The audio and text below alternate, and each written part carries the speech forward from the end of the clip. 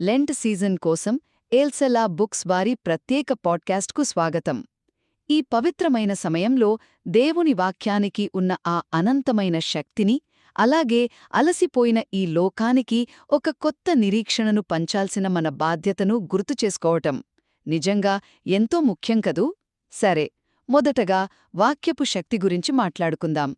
దేవుని వాక్యం ఈ విశ్వాన్నే సృష్టించిందని, అరణ్యంలో ఇశ్రాయేలీయులను కాపాడిందని, శరీరధారిగా మన మధ్యే నివసించిందని మనందరికీ తెలుసు. అయితే ఇది కేవలం ఒక్కప్పటి పాత చరిత్ర మాత్రమే కాదండి. మరి నేటి మన దైనందిన జీవితాల్లో ఈ వాక్యం ఒక సజీవ శక్తిగా ఎలా పనిచేస్తుందో మీరు ఎప్పుడైనా ఆలోచించారా? అది మన ప్రతి అడుగులోనూ దారి చూపే అద్భుతమైన వెలుగు. ఇప్పుడు రెండవ విషయానికి వద్దాం.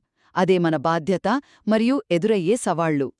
ఇంత శక్తివంతమైన వాక్యాన్ని గురించి తెలుసుకున్నాం కాబట్టి, ఈ కొత్త జీవపు నిరీక్షణను అలసిపోయిన లోకానికి ప్రకటించాల్సిన బాధ్యత ఇప్పుడు మనపైనే ఉంది.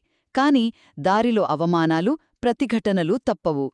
ప్రజలు మన సందేశాన్ని తిరస్కరించి రహదారి పూర్తిగా మూసుకుపోయినట్లు అనిపించినప్పుడు మనమా అవరోధాలను ఎలా దాటాలి? అసలు నిరాశ పడకుండా నమ్మకంతో ముందుకు సాగటమే మన ముందున్న ఏకైక మార్గం. ఇక చివరిగా, దేవుని తోడు. ఇలాంటి కష్ట సమయాల్లో దేవుడు ఎప్పుడూ మనతోనే ఉండి మన నాలుకకు శిక్షణనిచ్చి మన చెవులను మేల్కొల్పుతాడు.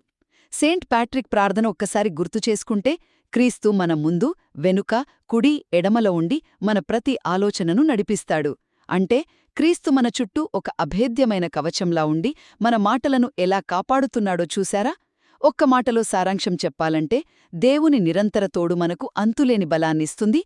ఆ దైవిక బలంతోనే అలసిపోయిన ఈ లోకానికి ఆయన వాక్యాన్ని మనం సగర్వంగా ప్రకటించగలం.